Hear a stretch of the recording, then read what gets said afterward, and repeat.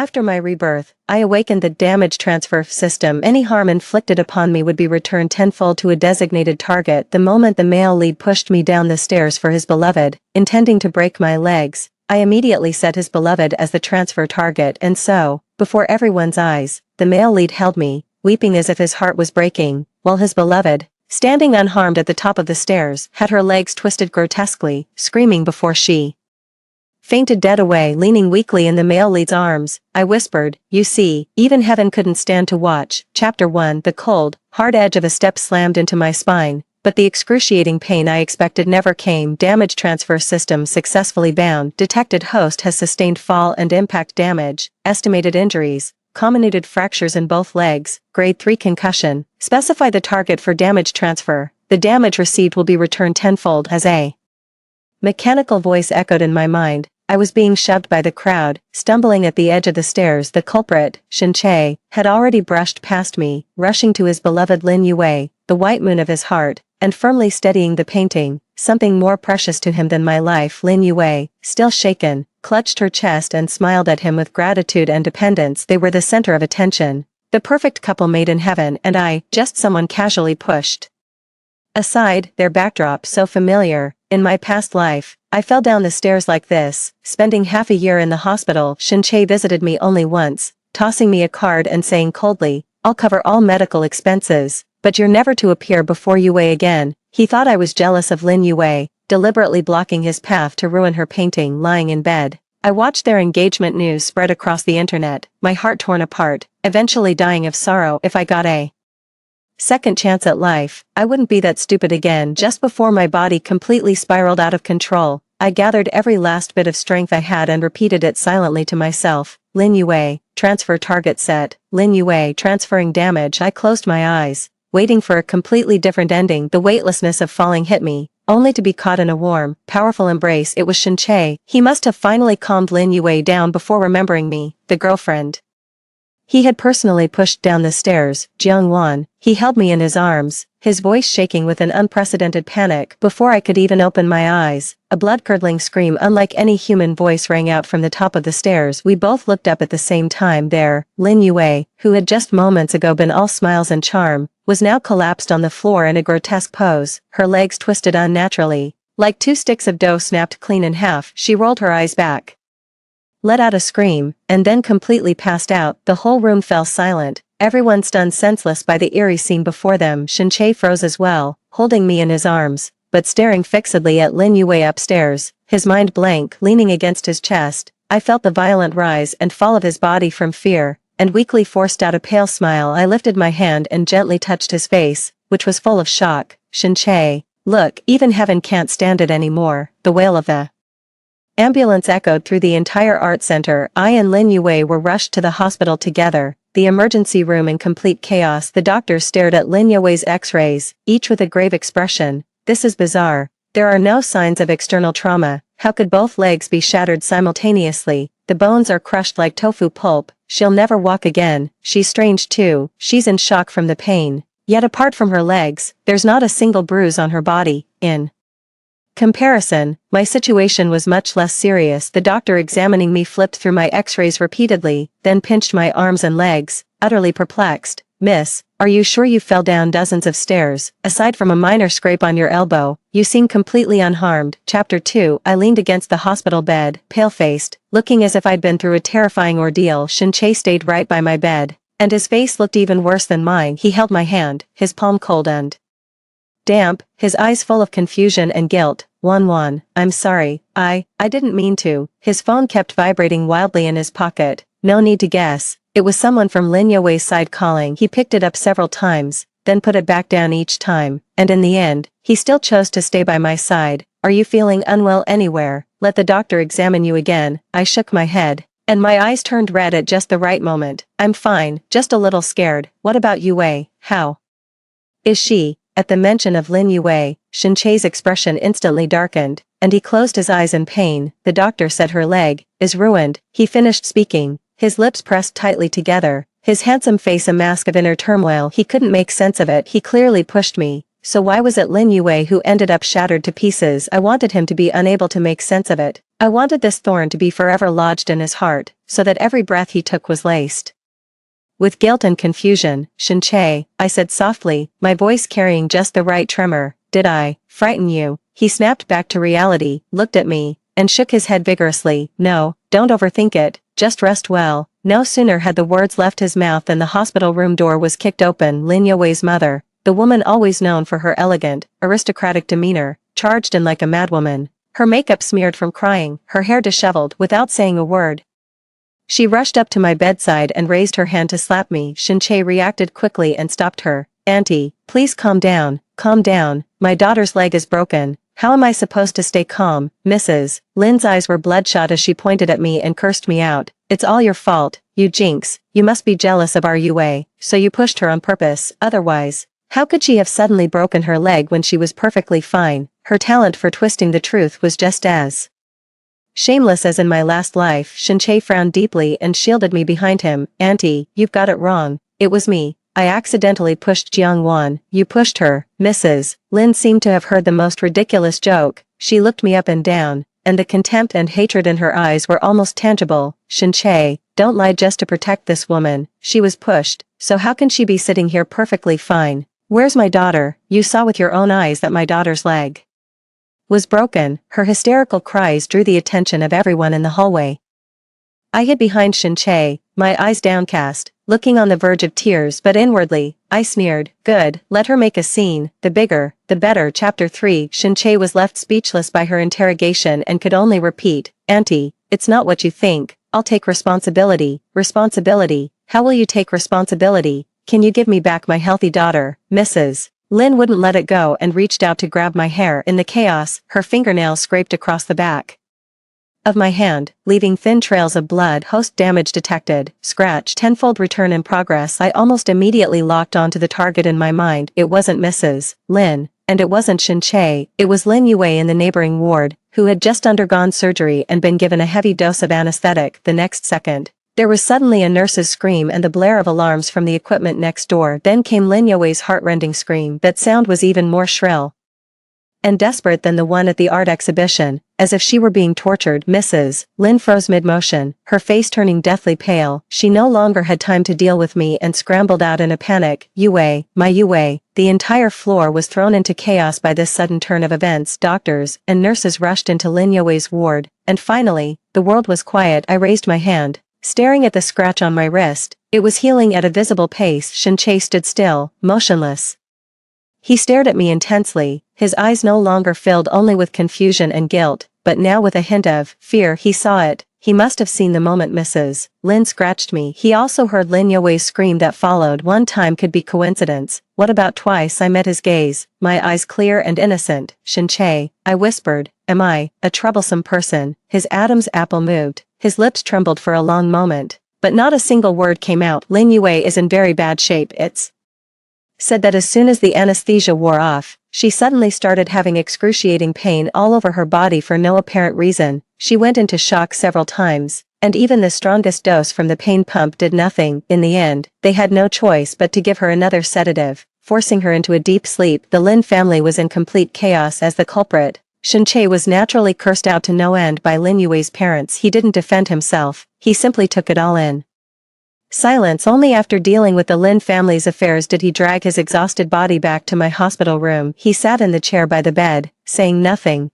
just looking at me with an extremely complicated expression. The way he kept staring at me made me a little uneasy, so I took the initiative to ask, is Yue okay? He shook his head, his voice hoarse. The doctors can't figure out the cause either. He paused, lifted his gaze, and fixed me with an intense stare. Jiang Wan, tell me the truth. At the art exhibition, were you really hurt? My heart skipped a beat, but I kept my expression neutral, only letting my eyes redden with a wounded look.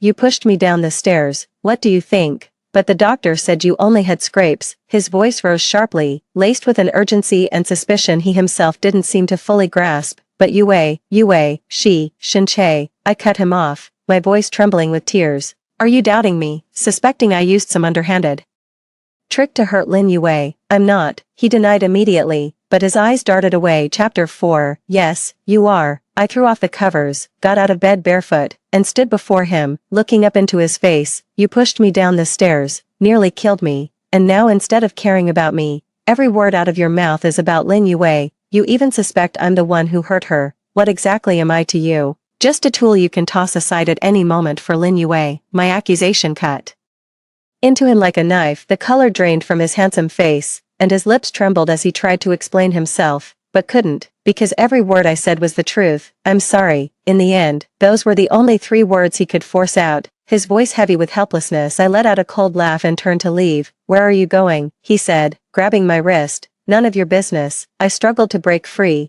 I don't want to see you. Go find your Lin Yue. Just then, the ward door was pushed open. A few of Shinche's friends walked in, led by Lu Yen. They were carrying fruit baskets and health supplements. When they saw Shinche and me struggling, they all froze. Lu Yen is Shinche's closest brother and also the person who looks down on me the most. He glanced at me, his tone light and mocking. Well, what's this act now? Shinche, your girl sure knows how to make a scene, even with Yue in such a state. She still has the nerve to throw a tantrum with you. His words were clearly accusing me of being unreasonable and immature. I was so furious I trembled, and I violently pulled my hand away from Shinche's. Lu Yen, shut up, you're not welcome here. Lu Yen snorted, slamming the fruit basket down on the table with a loud thud. What, did I hit a nerve? Jiang Wan, don't pretend we don't know what you're really after. You're just jealous of Yue, aren't you? Using such low-down tactics to gain sympathy. How pathetic is that? He stepped closer, looking down at me with contempt in his eyes. Let me tell you, Shinche only has eyes for Yue. Even if you died right here, he wouldn't spare you a second glance. He leaned in too close, his warm breath brushing my face. I instinctively took a step back, but his foot deliberately tripped me. I stumbled backward, about to crash into the corner of the table behind me. Detecting host about to suffer impact damage, a cold glint flashed in my eyes. Target transfer. Lu Yen, I didn't hit the table corner. Shin Che grabbed me just in time, pulling me into his arms. Meanwhile, Lu Yen, standing still, was hit as if by a speeding truck head-on. He was hurled backward without warning, crashing violently into the wall opposite. With a dull thud, plaster crumbled and fell from the wall. Lu Yen collapsed to the ground like a heap of mud, blood gushing from his nose and mouth, unconscious instantly. The friends following behind him were all frozen in shock. They stared blankly at Lu Yen on the floor, then at me. Safe and sound in Shinche's arms, their faces a mask of horror and utter disbelief. Chapter 5, Yenji, quick, get a doctor. The hospital room descended into chaos once more. Shinche held me, yet his body trembled slightly. He lowered his head, and the look in his eyes as he gazed at me was beyond mere fear. It was sheer, unadulterated terror, the kind one feels upon seeing a ghost or a monster. He saw with his own eyes Lu Yen stick his foot out to trip me, and he also saw with his own eyes how Lu Yen went flying himself the moment I was about to fall. It was all too bizarre, so bizarre it defied all logic and reason. He knew, nestled in his arms. I felt his heartbeat quicken, a cold, imperceptible smirk curling at the corner of my lips. This is exactly what I wanted. I wanted everyone who had ever hurt me to taste this inexplicable fear. The doctors arrived quickly and carried Lu Yen away on a stretcher. The preliminary diagnosis was 3 broken ribs and severe internal bleeding. Shinche's friends ran off after the ambulance, looking back at me as if they'd seen a ghost. In the hospital room, only Shinche and I remained. It was a long moment before he slowly released me, taking 2 steps back to put distance between us. His voice was as dry and grating as sandpaper. Jiang Wan, just what kind of person are you? I lifted my head, meeting his gaze full of fear, and offered a sweet, innocent smile. Shinche, what are you talking about? I don't understand. You did it, didn't you? He stared at me intently, as if trying to see right through me. Yue and Lu Yen, it was all you. What did I do? I tilted my head, my eyes clouded with confusion. I was just the one pushed down the stairs, the one who was tripped, is being the victim, somehow a crime. My words left him with no rebuttal. That's right. From beginning to end, I was the victim. So why is it that the ones paying the terrible price are the so-called perpetrators? Shinche's perception was crumbling. He looked at me, his eyes filled with struggle and pain. He didn't want to believe I was a monster, but everything happening before his eyes forced him to. Jiang Wan, he murmured, please, tell me, what on earth is going on? Watching him suffer, I felt no pity, only the thrill of revenge. I smiled softly. Shinche, maybe you should go to a temple and pray, because I might be someone favored by the gods. Chapter 6. Lu Yan's serious injuries caused the situation to spiral out of control. Shinche's friends spread rumors all over the hospital, calling me a bad omen and a monster. Whoever gets close to me ends up in trouble. First Lin Yue, then Lu Yan, two vivid examples right in front of everyone. No one can afford to doubt it. Rumors spread like wildfire in no time. Even the hospital nurses look at me strangely, keeping 3 meters away when changing my bandages. Shenche is under immense pressure. On one side, there's Lin Yue and Lu Yan, still unconscious, and the mounting pressure from their families. On the other, there's me, the eerie, unsettling girlfriend. He's visibly withering away, dark circles under his eyes, stubble sprouting on his chin. He no longer visits my room. I'm actually glad for the peace and quiet. On the day I was discharged, I handled all the paperwork myself. Shenche didn't come. He only had his assistant bring me a bank card and the keys to an upscale apartment in the city center. The assistant said to me respectfully, "Miss Jiang, Mr. Shen said he's a little busy lately and asked you to stay at the apartment for now. If you need anything, just contact him anytime." I took the keys and didn't even glance at the card. He's not busy. He's scared of me, isn't he? The assistant looked a little awkward and lowered his head, not daring to answer. I smiled and turned to leave. From beginning to end, I didn't show the slightest trace of reluctance that only made Shenche, who was watching from the shadows, even more uneasy. I knew he was there across the street from the hospital, in a cafe directly opposite. He was watching me through binoculars. He was testing me, observing me. He wanted to see if, without him, I'd break down and beg him not to leave, just like before. Too bad. He's going to be disappointed. I pulled my suitcase and hailed a cab without looking back, heading straight to the apartment he'd given me. The apartment was on the top floor, with floor-to-ceiling windows offering a 360-degree panoramic view, luxuriously decorated and in a prime location. In my past life, I dreamed of having a home like this with him, but now, standing in this vast, cold space, I felt not a single ripple of emotion. After dropping off my luggage, the first thing I did was order the most expensive afternoon tea for myself, then soaked in a long, relaxing hot bath. I didn't reach out to Shenche, not a single call, not a single message. The more indifferent I acted, the more it tormented him. Sure enough, he showed up that very night. Chapter 7. He stood at the doorway reeking of alcohol, his eyes bloodshot, seeing me in a bathrobe, leisurely watching a movie in the living room. The resentment in his eyes was practically overflowing. "Well, aren't you living the life, Jiang Wan?" His voice was hoarse, thick with sarcasm. I hit pause and turned to look at him. "What else? Did you expect me to pine away for you, crying and begging for you to come back?" My words left him speechless, his chest heaving violently. He stepped inside,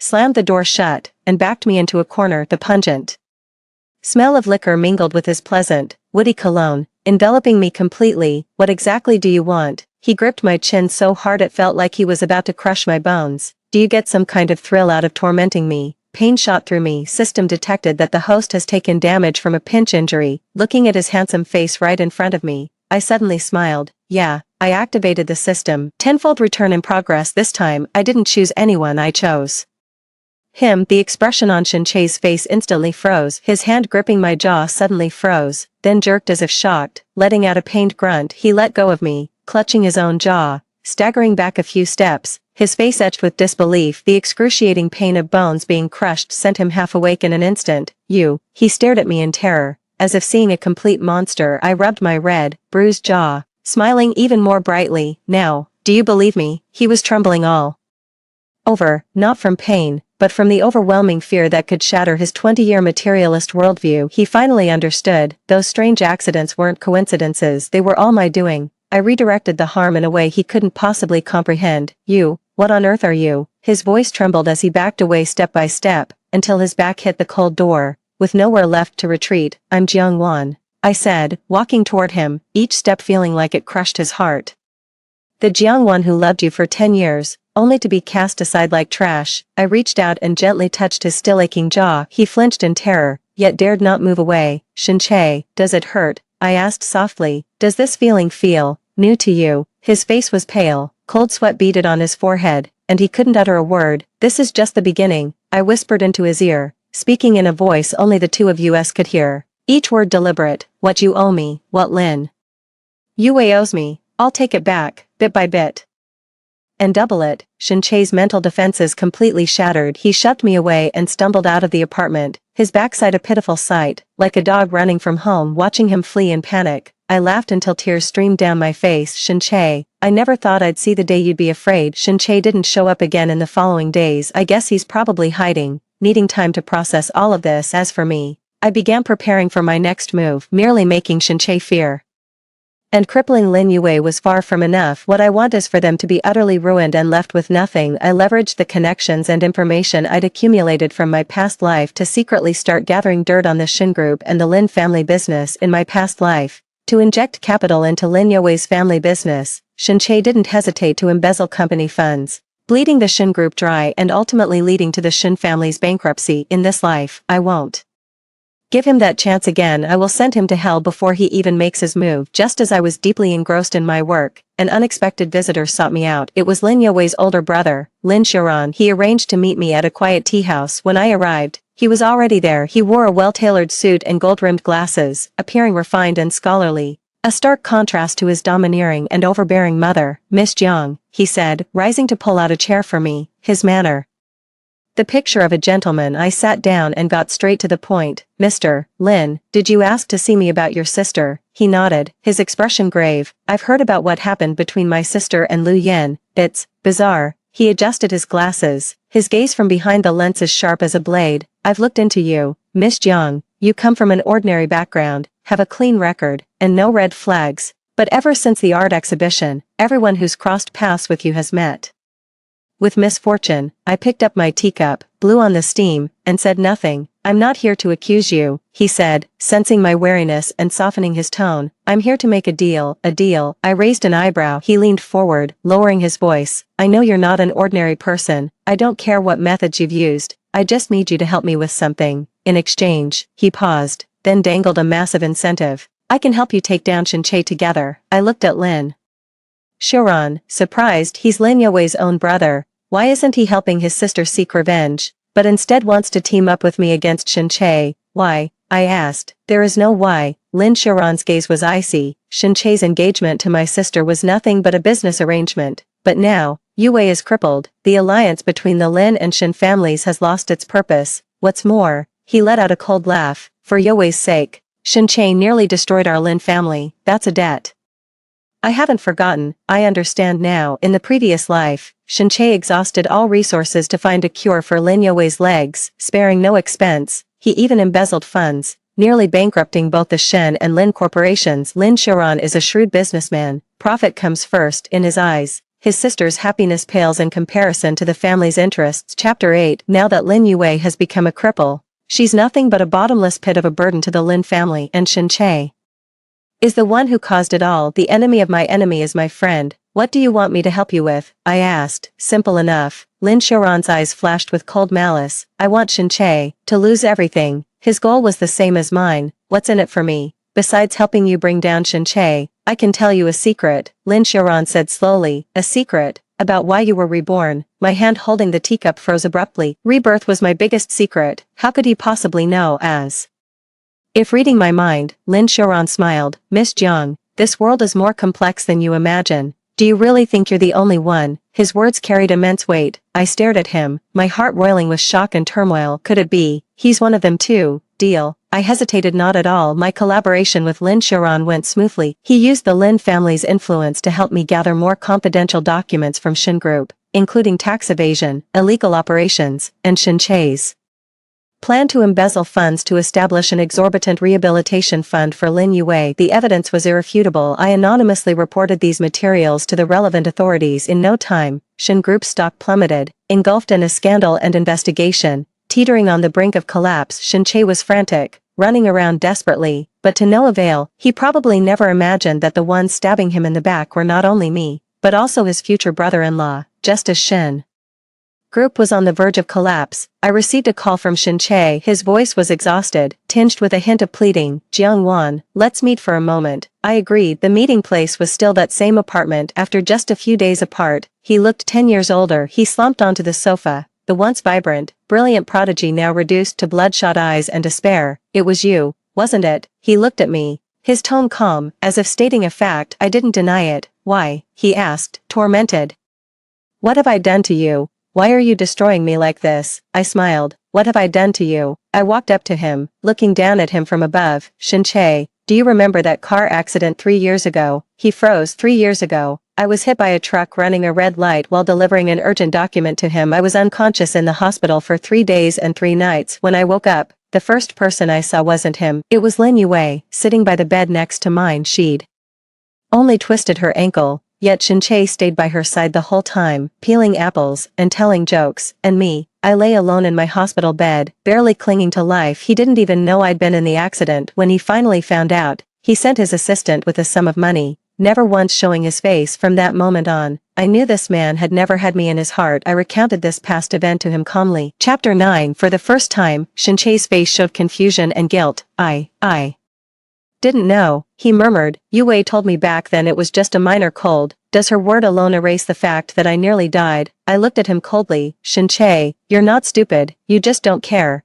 Because you don't care, my life or death meant nothing to you. Because you don't care, you could push me down the stairs without a second thought, just to steady her easel. Each of my words landed like a sledgehammer, crushing his heart. He slumped powerlessly on the sofa, his face as pale as paper. Sorry. There it was again, those 3 words. It's too late to say sorry now. I looked away. The Shin family is finished. Soon, you'll be behind bars too, for embezzlement and business fraud. As for Lin Yue, she'll spend the rest of her life in a wheelchair. That's what you owe me. When I finished, I turned and left. He didn't stop me. When I reached the door, his desperate, hoarse voice came from behind me. Jiang-wan, even if I deserve to die 1,000 times over, Yue is innocent. Please let her go. Okay, even now, all he could think about was his beloved first love. You can think it over slowly once you're in prison. I pulled the door open, and sunlight poured in. Standing outside was Lin Xiaoran. He gave me a slight smile and handed me a file. Congratulations, your long-awaited revenge is finally yours. I took the file. It was the secret about rebirth he had promised to tell me. I opened it and, with just one glance, my pupils contracted sharply. Inside was an experimental report. The name of the test subject was, shockingly, Lin Yue. The contents of the report sent a chill down my spine. It described illegal experiments conducted by a secret biotech company under a project called fate grafting. In simple terms, it uses a special brainwave resonance technology to transfer one person's misfortune, illness, and harm onto another. The chosen recipient would bear all the misfortune on behalf of the subject. Lin Yue was that subject, and I was her recipient. The report meticulously documented every accident, every illness, every bit of bad luck that had happened to me over the past 10 years, from tripping on flat ground to being severely injured in a car crash. None of it was accidental. It was Lin Yue, using the destiny grafting system, transferring all the misfortune she was meant to suffer directly onto me. And Shinche was the medium who activated the system. Whenever he felt a strong desire to protect and love Lin Yue, the system would automatically activate, transferring the potential dangers around her to the person closest to him, yet the one he cared about the least, and that person is me. I finally understand why, after loving Shinche for 10 years, I always remained an insignificant shadow. It's not because I wasn't good enough, but because the system was designed to make me someone he'd ignore and look down upon. Only then, when danger struck, could he sacrifice me without hesitation to protect Lin Yue. I held the report, my hands and feet numb with cold. So my tragic past life was, from beginning to end, a meticulously planned conspiracy, and the reason for my rebirth was written on the last page of the report. Recipient Jiang Wan, due to prolonged exposure to excessive misfortune transfer, suffered mental energy collapse, causing a bug in the fate grafting system, resulting in the consciousness regression phenomenon, rebirth, and the harm transfer system I awakened. It's actually a byproduct of that bug. It no longer forces me to bear harm unilaterally, it gives me the power to fight back. This company was invested in by the Lin family. Lin Xiaoran's voice echoed beside me, cold and devoid of emotion. This experiment was a gift my father specially prepared for his precious daughter, to ensure she'd live a smooth and safe life forever. So, my sister isn't some innocent white moonlight. From the very beginning, she knew you existed. She comfortably enjoyed everything you endured for her, watched you suffer, watched you fail, and even watched you die. Lin Xiaoran pushed his glasses up, a flicker of satisfaction crossing his eyes. Now that she's crippled, it's only what she deserves. I clenched the report in my hand, my knuckles turning white. A wave of overwhelming hatred surged from deep within my heart. So that's how it is. The deep affection I thought I'd given was nothing but a complete and utter deception. My entire life, from the start, had been Lin Yue's stepping stone and trash can. What about Shinche? Does he know? I asked, my voice hoarse. He doesn't know, Lin Xiaoran said. He's just a pitiful pawn, like you. But that's no excuse for him to hurt you. I closed my eyes and took a deep breath. When I opened them again, nothing remained in my gaze but a cold, lifeless void. Lin Xiaoran, our deal isn't finished. Chapter 10. Oh, he looked at me with keen interest. I want the Lin family wiped from the face of the earth. Lin Xiaoran looked at me, fell silent for a moment, then began to laugh. Jiang Wan, you're even more ruthless than I imagined, takes one to know one, I retorted coldly. He betrayed his own father and sister to seize control of the Lin family, how is he any better than me? Fine, he agreed immediately, I can help you, but I have one condition, speak, after this is done, I want you to lift the curse from Yue. He looked at me, his eyes sincere, she may deserve punishment, but she's still my sister, having her legs crippled is already the harshest penalty she should receive. I looked at him and suddenly found myself amused. Did he really think my power was something I could turn on and off at will? Still, that didn't stop me from exploiting his belief. Alright, I nodded. With my promise secured, Lin Xiaoran's drive was astonishing. Using his insider knowledge of the Lin family, combined with the fate grafting experiment report I had,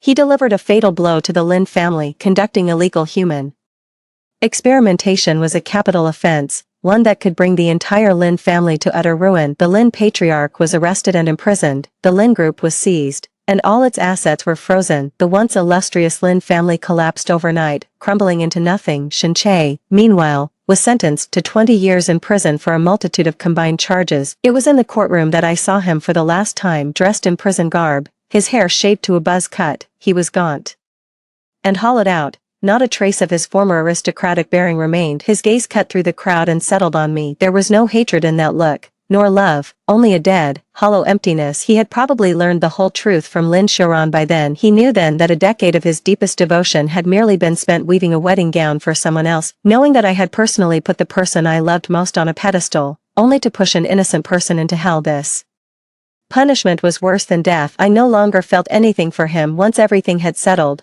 I went to the rehabilitation center where Lin Yue was staying. With the Lin family brought down, that pampered heiress naturally could no longer afford an expensive private hospital. This rehabilitation center was in a remote area, and the conditions were terrible. When I found her, she was sitting in a wheelchair, staring blankly in a small garden. She had lost a lot of weight, her face was sallow, and her eyes were vacant. The once untouchable moonlight in everyone's heart now looked more down and out than a beggar on the street.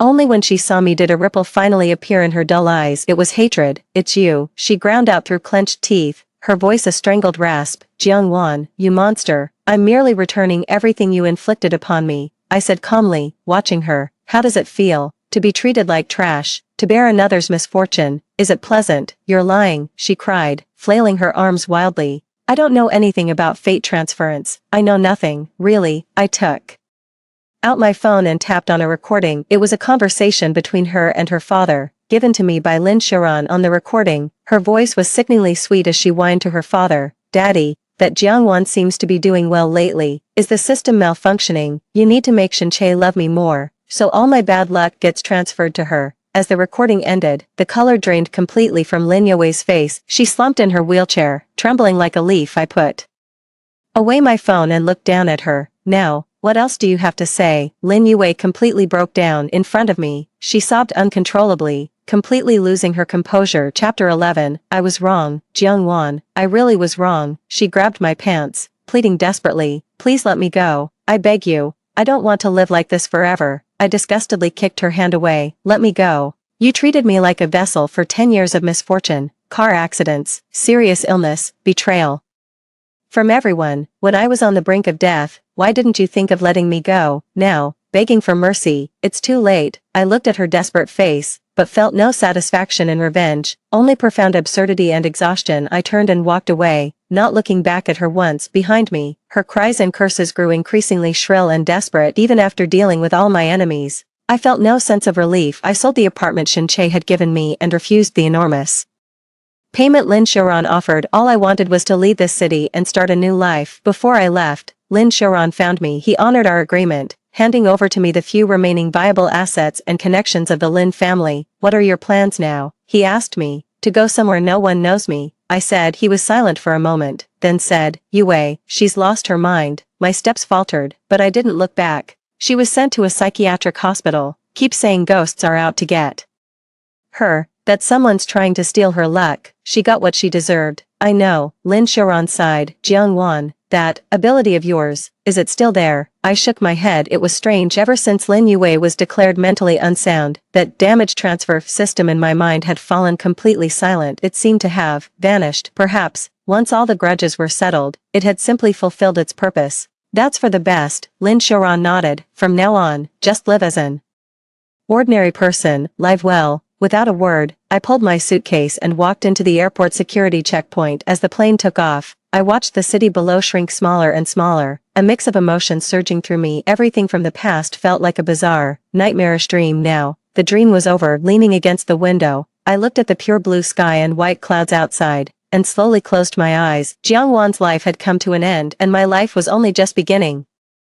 The end. That's all for the first story. Don't go away. The next one is even more exciting. My mother-in-law pretended to have dementia just so she could make me come home and take care of her. She smashed my cosmetics, cut up my work clothes, and even secretly swapped out the gifts I had prepared for my client. I was fired from my job for offending a client, so I had to return home to take care of her. By accident, I discovered she had slipped something into my water cup. I pretended to faint and secretly followed her to the hospital's obstetrics and gynecology department. I caught my husband accompanying his mistress as she gave birth. My mother-in-law pretended to have dementia, just to keep me trapped at home while my husband and his mistress enjoyed their little life together outside. Furious, I confronted them, screaming at the mother and child in the stairwell. My mother-in-law feigned comfort, then pushed me down the escalator. Pain shot straight to my brain, and under their malicious stares, I closed my eyes in despair. When I opened my eyes again, I was back on the day my mother-in-law was first diagnosed with dementia. Honey, my mom's been diagnosed with Alzheimer's. Can you quit your job and stay home to take care of her?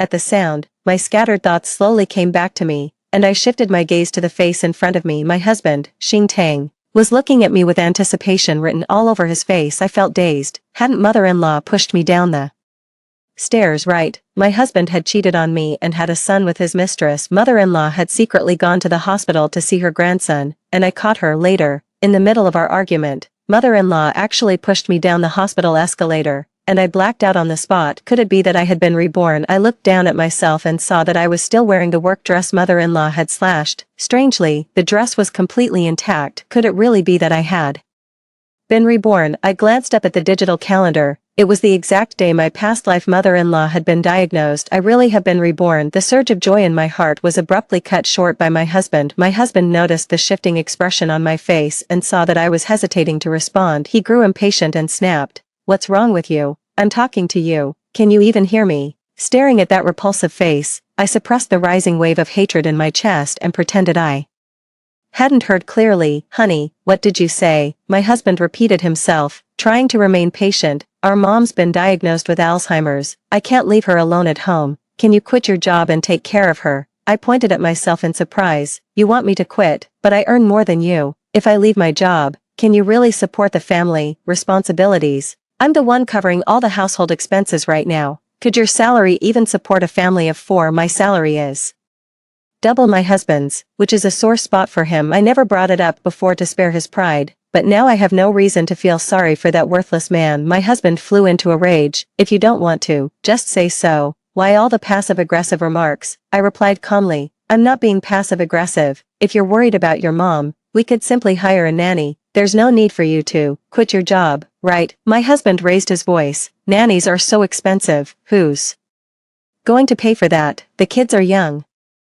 Our expenses are high. Why can't you just cut me some slack?" I blinked, keeping my composure. "My salary is high enough to cover our household expenses. Yours is lower, barely enough for a nanny. Anyway, your company is. You don't stand a chance with this adjustment anyway. Might as well quit and go home to take care of mom. It'll save us the money we'd spend on a nanny, and you can still look after the kids. What do you think?" His face turned bright red, knowing he had no valid argument. He stormed out of the bedroom angrily. I collapsed onto the bed and let out a heavy sigh. In my past life, my husband also demanded I quit my job to care for his mother. After I refused, he gave me the silent treatment for a whole month, until I got fired. He finally softened a bit. My attitude improved a little. I knew he'd gone to consult with his mother to come up with a plan. Soon after, she'd pretend to have a medical episode, smash all my cosmetics, and even cut up the work uniform the company required us to wear every day. Ruined. I didn't wear the uniform to work and got scolded by my boss, resulting in a performance penalty. Later, a client handed over to me by my boss was offended because my mother-in-law swapped out the contents of the gift bag. The company lost a major client and decided to fire me. That's how I ended up back at home,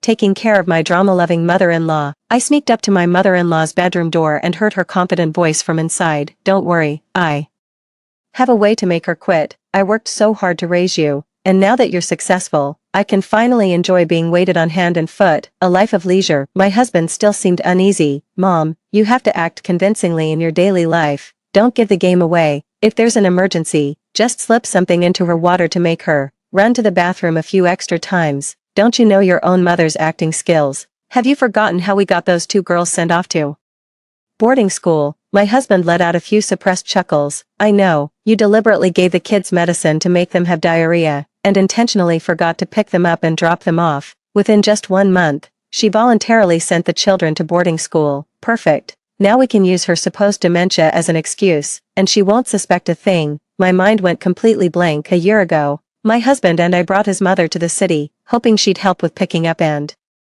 dropping off our twin daughters, who had just started elementary school. My mother-in-law divorced my father-in-law when my husband was in middle school, raising him alone in a small village. After my husband and I got married, she stayed alone in the countryside and rarely came to the provincial city. Even when I gave birth and was recovering, it was my parents who rushed over to help, covering expenses and taking care of both me and the baby. My mother-in-law made excuses about motion sickness and couldn't come, then stopped answering her phone altogether. Both I and my husband knew full well she wasn't unable to come, she simply didn't want to. She's deeply biased towards sons over daughters. Life was full of bumps and stumbles. It wasn't until our daughter was about to start primary school that my parents, needing to care for my sister who was expecting her second child, moved back to their hometown. That's why we thought of my mother-in-law, who lived alone in the countryside. After she came to stay with us for 2 months, our child would get diarrhea every time she ate the food my mother-in-law cooked. Though my husband and I were fine, I was busy with work and didn't think much of it.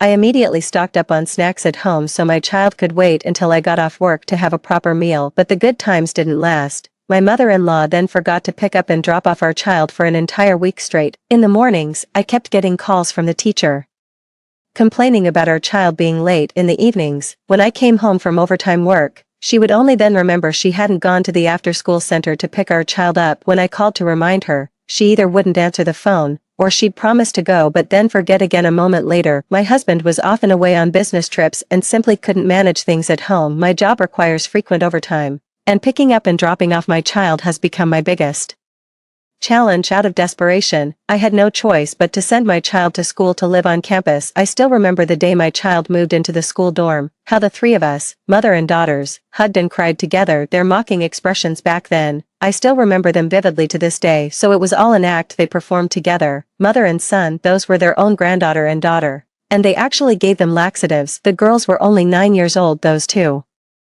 despicable creatures, they're worse than pigs and dogs. I clenched my fists and silently vowed to get back every bit of pain and suffering my daughter and I have endured from them. I quickly locked my cosmetics and toiletries in the cabinet, then packed away my work uniforms and valuable clothes from the wardrobe. I planned to put it in the company's break room. Looking at my empty closet, I felt it wasn't safe enough, so I decisively hung Xiang Xingtong's suit, the one he usually wore to meetings, in my own closet. After doing that, I hired a professional detective to investigate Xiang Xingtong and his mistress. A few days later, when I got home from work, Xiang Xingtong stormed toward me, holding up a piece of clothing. "What happened to my clothes? Do you know I had a campaign speech today? Because of this outfit, I've lost all my dignity." I glanced at him, then looked at the suit jacket in his hand. There was a big hole cut right in the middle of the back. I said with a smug smile, "Your clothes are always washed and put away by our mom. Go ask her." He glared at me resentfully, then headed to his mother-in-law's room. As he turned away, I noticed a large tear in the back of his pants, revealing his colorful underwear. Every time he moved, I couldn't help bursting out laughing. Xingtong's face darkened even more. He shouted at his mother, "Mom, how could my clothes suddenly end up with 2 holes in them for no reason?"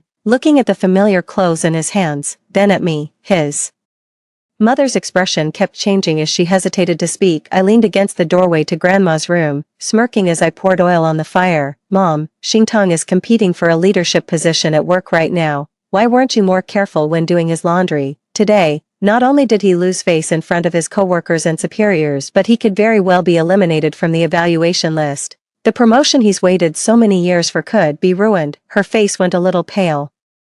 She said to her son in a flustered panic, "Mom didn't know these were your clothes." "I thought they were." My grandmother, mindful of my presence, didn't finish the sentence, she said with frustration, "Oh dear, I meant well but messed things up. I didn't do it on purpose. Here, let me give you some money to go buy a new outfit." Xiang Xingtang was furious and wouldn't let it go. "The humiliation is already done. What's the point of buying a new set now?" The mother-in-law, despite being in the wrong, refused to back down. "You can't put all the blame on me. You should have checked it before you wore it," Xiang Xingtang shouted. "My suit was perfectly fine the last time I wore it. Tell me, how on earth did you manage to ruin it in the wash?" The mother-in-law shrank back and fell silent. I quickly stepped in to defend her considerately. "She meant well, and she's not well herself, is she? It's just a suit. If you don't get the promotion this time, there'll be another chance. Please, just don't be angry with her anymore."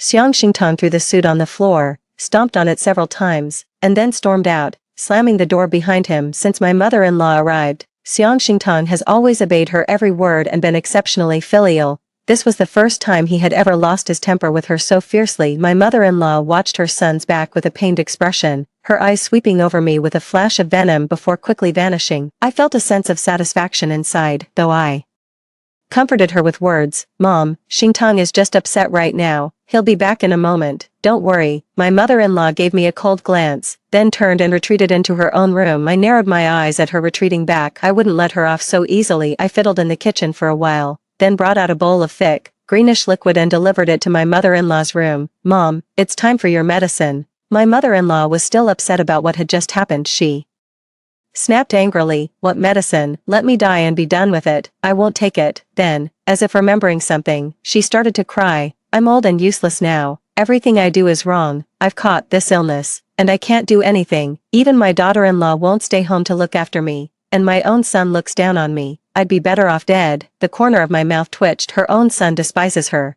and she's still putting on an act for his sake. I held the phone's video call up to my mother-in-law and said, "Auntie, please talk some sense into Mom. She refuses to take it." Hearing me, my mother-in-law turned her head suspiciously and saw my aunt from the countryside on the video call on my phone. "Why are you on a video call with your aunt?" I explained. "You're sick." And Auntie was very worried. She specifically found a folk remedy from the countryside and asked me to brew the medicine for you. On the screen, my aunt earnestly pleaded with my mother-in-law, "Don't be afraid. You're a long way from dying. Just take the medicine according to my prescription. I guarantee you, may you live 100 years. My mother-in-law was so angry she slapped me. "You wretched girl, why did you have to tell your aunt?" My mother-in-law's elder sister, Xiang Xingtang's aunt, was a famous barefoot doctor in all the villages for miles around. She enjoyed researching folk remedies for various illnesses, testing them on people around her. A few years ago, my mother-in-law had her bring me a folk prescription for having a son, which I secretly threw away. She even called herself a miracle doctor and often put up advertisements on the village's utility poles. My mother-in-law knew her own sister's true capabilities, but she didn't dare to openly defy her. This time, I deliberately called her to ask for a folk remedy to treat dementia since she was concerned about her sister's health.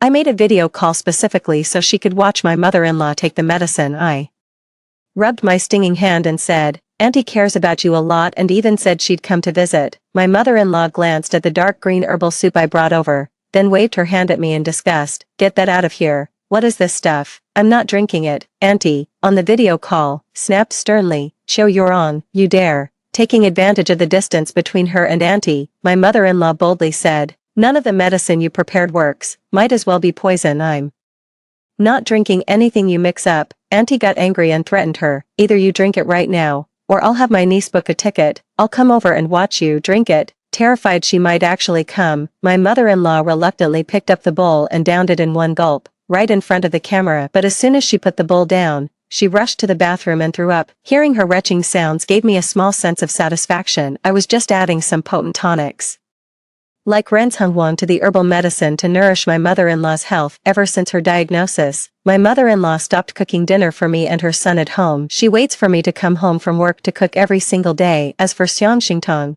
he comes home very late. No need to ask. It's obvious he's cozying up at his mistress's place. I was afraid my mother-in-law would slip laxatives into my water and affect my work. I made sure to eat my fill outside every day before heading home. Once home, I'd use the late hour as an excuse and just boil her some plain noodles and water. After a few days of that, she couldn't take it anymore and complained to the neighbors about my mistreatment. Oh, I haven't forgotten about her condition. Every day after work, when I run into the elderly neighbors in the community, I complain with a worried expression about my mother-in-law's illness. I tell them her dementia is getting worse. She insists she ate plain noodles for dinner last night, even though she actually ate something else. After hearing this, the neighbors nod and say she's told them the same thing. Later, my mother-in-law realized that when she complained to neighbors again, they no longer angrily blamed me, they simply ignored her. With no one to vent to, she had to go to other neighborhoods and complain to strangers. She's spreading lies about me everywhere, and I can't just let her keep doing it. I made an excuse that it's too dangerous for her to go out alone, she might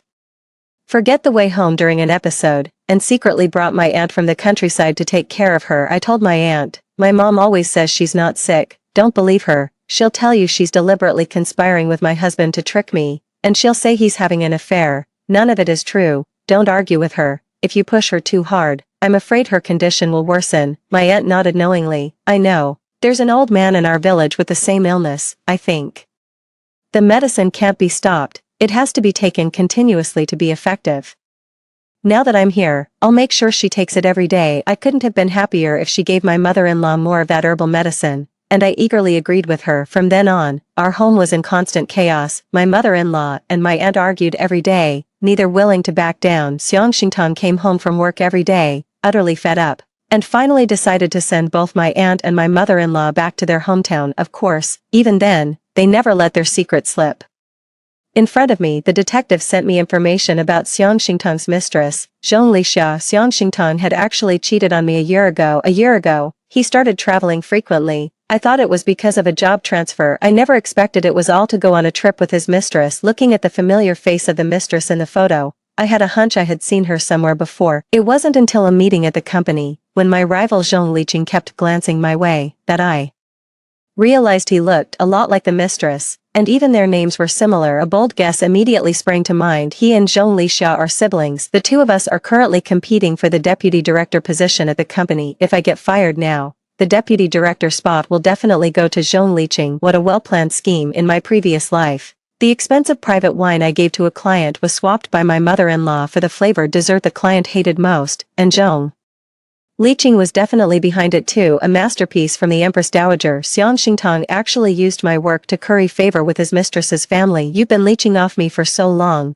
let's see if you can keep it up in this lifetime. While Xiang Xingtang was away taking his aunt and mother-in-law back to their hometown, I went to his company to see his boss. I suspected Xiang Xingtang's salary wasn't high enough to afford a mistress, unless he had been hiding his real income from me. At first, the receptionist said I didn't have an appointment and wouldn't let me in. I told her I needed to report a serious case of company property embezzlement directly to the leadership. The receptionist had no choice but to call the company's person in charge. To my surprise, I saw Zhongli Xia sitting in the boss's chair inside the office dressed in a sharp suit. She raised an eyebrow at me and said, Ms. Feng, who exactly are you here to report for embezzlement? I had no idea she was a manager at Xiangxingtang Company. The investigation materials didn't mention that. The moment I recognized her, I was nearly thrown into a panic. I wasn't prepared to meet the other woman. Her sudden appearance caught me completely off guard. I had no idea how I should act towards her. I quickly made up an excuse on the spot. I wanted to check Xiangxingtang's pay stub. The amount deposited into his bank account is wrong. It used to be 5,320 every month, but now it's only 4,320. Did your company make a mistake with his salary? Zhongli Xia frowned and said, company policy prohibits us from showing salary records to non-employees. If there's nothing else, Miss Feng, please leave. This was her company. Coming here unprepared was incredibly rash. Staying deadlocked here with her won't get me what I want. I'd better think of another way. Without saying another word, I turned and was about to leave. Miss Feng, do you know something? I froze mid-step, then turned back at once, locking my gaze on her eyes. If it comes to a showdown, I'm not afraid. As a company leader, she has the nerve to get involved with a married man, so she surely wouldn't care about what her own employees would say behind her back. She looked as if she had known all along and let out a soft laugh. Miss Feng, you really have a short fuse. I stopped pretending to and gave a light laugh. I want to know why. What do you mean, why? Why would you be interested in someone like Xiang Xingtang?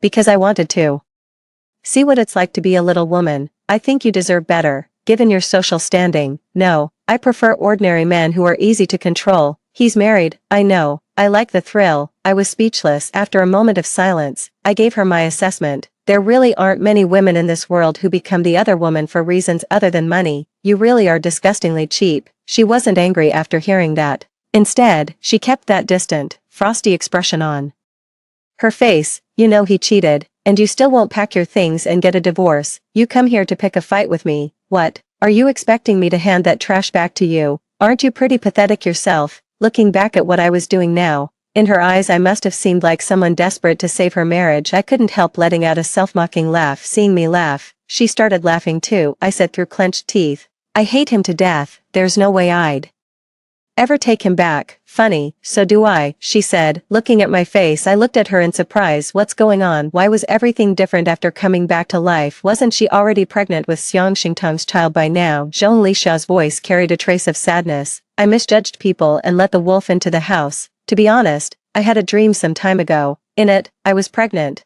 I asked Xiang Xingtang to divorce you and marry me, and that bastard kept coming up with excuses to drag out the divorce, using my pregnancy and the need for rest as an excuse. He kept me locked up at home while he handled the company's affairs for me at the office. Her expression remained calm. On the day I gave birth, I discovered he was secretly trying to sell off the assets under my name. I got so worked up that I was threatened with a miscarriage. Xiang Xingtang kept stalling and refused to take me to the hospital. And he took away my phone. It was only because my colleagues at the company couldn't stand it that I secretly called 120. And they took me to the hospital. I had massive bleeding and didn't make it off the operating table alive. Before I died, I kept thinking that heaven must be punishing me for getting involved in someone else's marriage, cutting my life short and leaving my child to be born only to suffer the loss of a mother. Then when I woke up again, I found myself back on the day I first discovered I was pregnant. Was she also killed by Xiang Xingtang?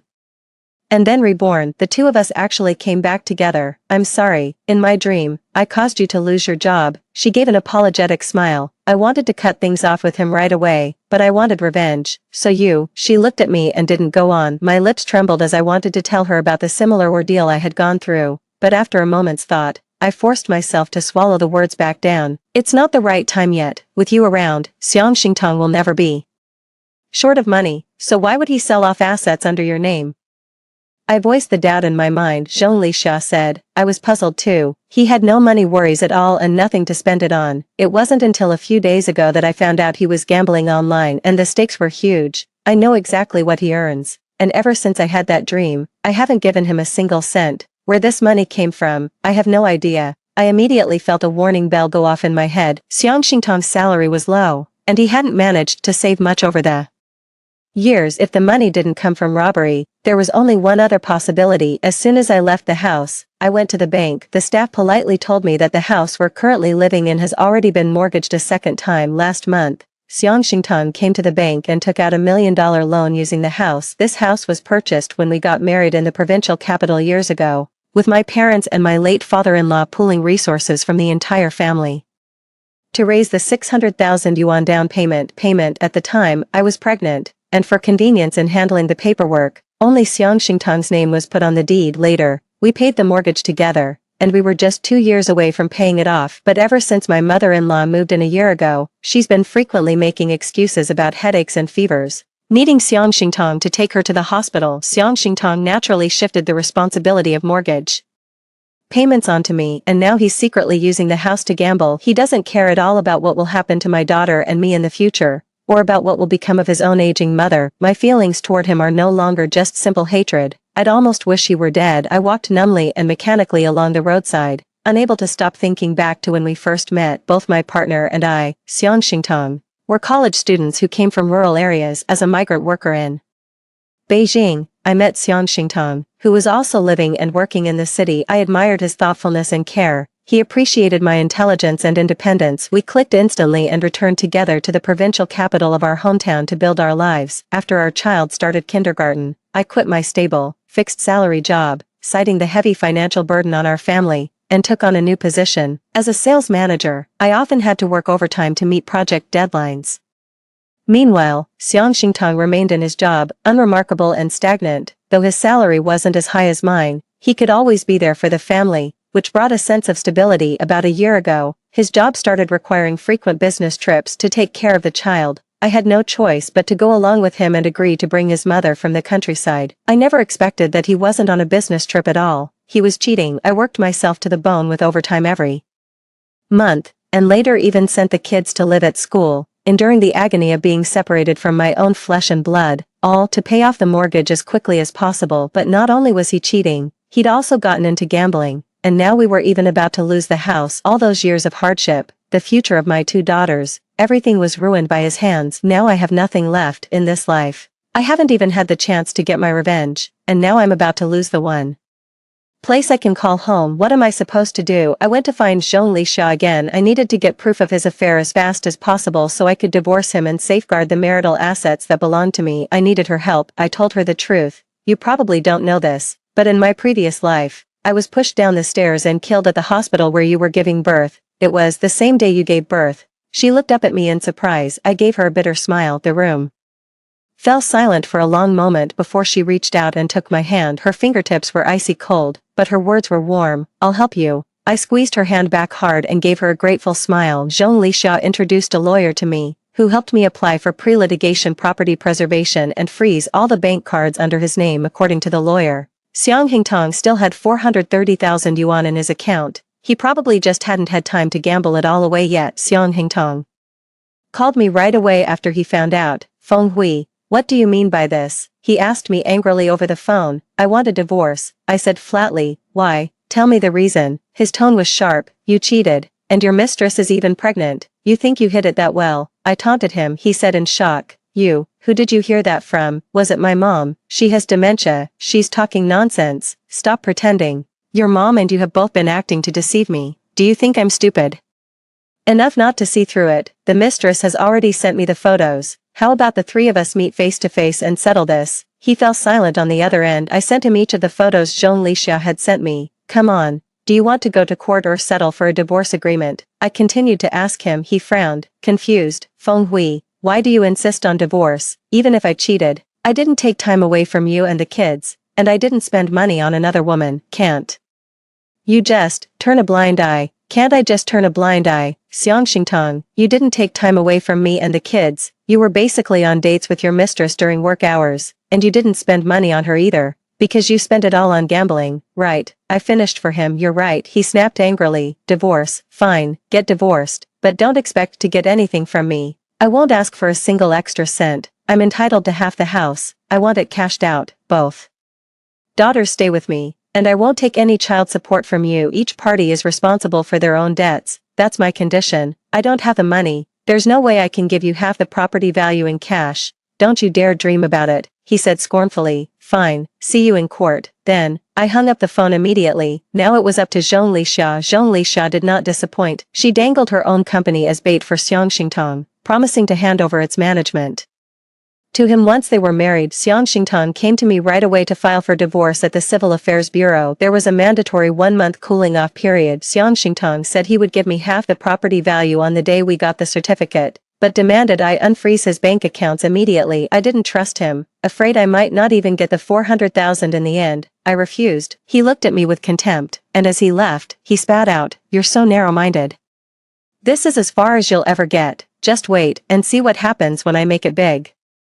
Don't regret it when I'm successful, and don't come crawling back to me crying." I smiled and said, "I'm just an ordinary person. I don't chase daydreams. If you ever become a big boss, just don't forget your 2 daughters." This past month, I found a house, moved, and enrolled the kids in school. It was tiring, but I was happy. The day to receive the certificate arrived quickly. Zhongli said Xiang Xingtong had asked her for a loan, but she claimed her company needed funds for operations and had no extra money. Not only did she refuse to lend him money, but she immediately introduced him to a manager from a loan shark company. Xiang Xingtong was cautious. He never touched online loans even when he was addicted to gambling. He knew online loans were off limits, but when it came to someone introduced by Zhongli, he was willing to trust them a little more. After all, she was a fairly big shot in business. With Zhongli there, he felt like someone had his back, and that gave him more confidence. Xiang Hantang took a lump sum of 500,000 yuan from the loan shark's manager and signed a contract with the loan company agreeing to repay it in 3 months. The pre-litigation preservation order lasted 1 month. If no divorce lawsuit was filed in court by then, it would automatically expire and his bank card would be unfrozen. Of that, he also transferred all 400,000 yuan to me. At current housing prices, I ended up with 900,000 yuan and happily got my divorce certificate. Xiang Haunting said nothing and left first by car after we got the certificate. Finally out of that den of wolves, I called Zhong Lixia to share the good news. What came next was her stage. Zhong Liqing has resigned from our company. I was completely taken aback when I found out. Ever since I joined this company 5 years ago, Zhong Liqing and I had been at each other's throats. We were constantly competing for clients to boost our performance, which made us bitter rivals. My income has grown from a monthly 8,000 to an annual salary of over 200,000. And I credit half of that success to the fierce competition between Zhong Liqing and me. When he decided to leave the company, I even felt a strange sense of mutual respect. Not long after, I was promoted to deputy director, a promotion, a pay raise, and ditching my husband, I managed to hit the trifecta of life's great fortunes all at once. Around that time, news also came from Zhong Lixia's side. My ex-mother-in-law, who pretends to have dementia, has come running back from the countryside again to take care of the pregnant Zhong Lixia. She brought chicken soup, duck soup, and seafood soup to her company 3 times a day. One served her diligently, the other showered her with sweet words, constantly coaxing Zhong Lixia to hand over the company to Xiang Xingtong to manage. Zhong Lixia would suddenly want fruit, then suddenly want snacks, keeping her ex-mother-in-law running around like a headless chicken. As for Xiang Xingtong, Zhong Lixia deliberately let him access some confidential company documents and brought him to meet the influential figures she knew. She introduced him to them personally. Xiang Xingtong gradually started to get carried away. He began bossing everyone around in Zhong Lixia's company, acting as if he were the real owner. Then one day, a colleague from the company came to my office and told me there was an old woman downstairs arguing with a security guard, yelling at me while trying to force her way in. When I went out to check, I saw the crowd surrounding none other than my ex-mother-in-law. I went out to check, and there, surrounded by a crowd, was my ex-mother-in-law. I was wondering why she wasn't busy attending to Zhong Lixia and had come looking for me instead. She spotted me, pointed her finger right at me, and started yelling, "You've got some nerve, Feng Hui. All these years you only managed to pop out 2 worthless girls, and now you dare to demand 900,000 from your husband in the divorce. Why don't you just go rob a bank? You give that money back right now. That's our family's money. What right do you have to take it?" It dawned on me that the loan sharks must have already shown up at Xiang Xingtong's door demanding their money. Ever since Zhong Lixia got pregnant, she hadn't given Xiang Xingtong a single cent. My ex-mother-in-law must have heard that Xiang Xingtong took out a loan to pay for our divorce, and she stormed over to me in a rage, deluded into thinking she could make me cough up the cash. The colleagues gathered around to watch the spectacle began whispering among themselves, "So Feng Hui got divorced. No wonder she's been in such great spirits lately. She just got promoted to director. Getting divorced really clears your head. Did you only come to demand money after finding out she got promoted?" My ex-mother-in-law, upon hearing I got promoted, seemed to have found a weakness. "Have you been cheating for a long time? Did you sleep with your company's boss? You used our family's money to buy your job. How shameless are you? Your conscience must have been eaten by a dog." I had someone call the police, then calmly walked up to her and said, "Auntie, are you having another episode? My ex-husband cheated on me. I divorced him, and the money he paid me was the cash value of the house. That was our marital property. Why shouldn't I get it? We divorced by mutual agreement, and he signed it willingly. You can't just make false accusations." My ex-mother-in-law screamed, "You're as scheming as a honeycomb coal block. No wonder my son never liked you. For years I urged you to have a son, but you pretended not to hear. You refused to have one, so my son found someone else to have children with, and now you dare to demand a share of his money. You're nothing but a money-grubbing creature. Oh my, why is my son so unlucky? Stuck with a vicious woman like you. You cheated and still want to swallow up our family's assets. Does justice not exist in this world?" She plopped down again and began crying and yelling, clapping her hands. The co-workers started whispering again, "This old woman is really being unreasonable. She doesn't even know most of the leaders in our company are women. Director Feng's ex-mother-in-law is so vicious. What kind of life was she living before? It's better to be divorced."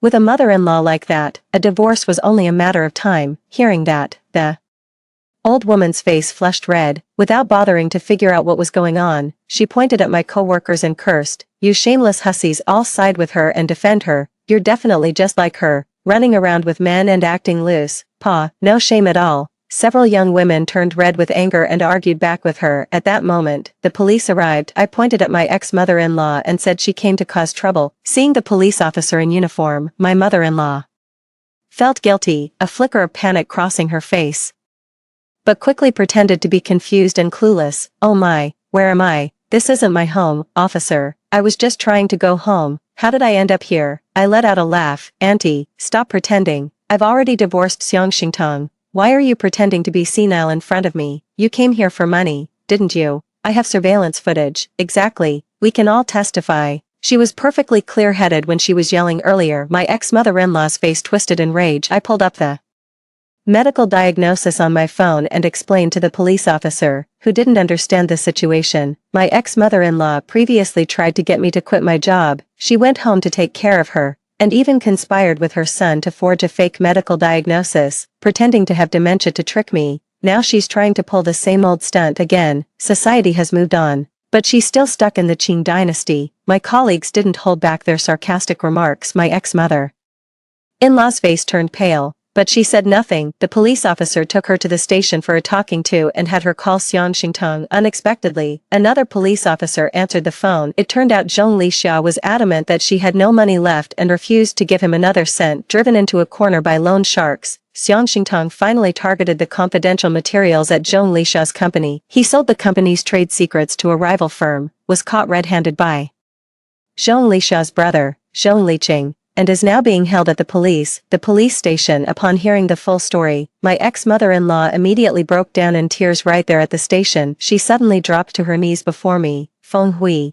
please, I'm begging you, give the money back to the loan sharks. If you hadn't taken that money, he never would have done something like this. Just please, I'm begging you as your mother. I took a few steps back and said coldly, how can you say he wouldn't? He's addicted to gambling. Even if he didn't steal now, he'd steal later. My mother-in-law stared in disbelief, her lips trembling. What did you say? Your son is a gambling addict. He mortgaged our house to the bank to borrow money for his habit. If I hadn't gotten out in time, the children and I would have been left with nowhere to live. He would have dragged the three of us down with him. My mother-in-law deflated like a punctured balloon and slumped into the chair. I shot her a look of disgust and made as if to leave, as if struck by a sudden thought. My ex-mother-in-law immediately crawled a few steps toward me on her knees. I'm begging you, take me to see Zhong Lixia. Seeing her relentless desperation, I decided it was time she got a real taste of despair. I drove her to Zhong Lixia's company. She was 7 months pregnant but was still handling affairs in the company office. The moment we entered, my mother-in-law rushed forward and grabbed her hand. Lixia,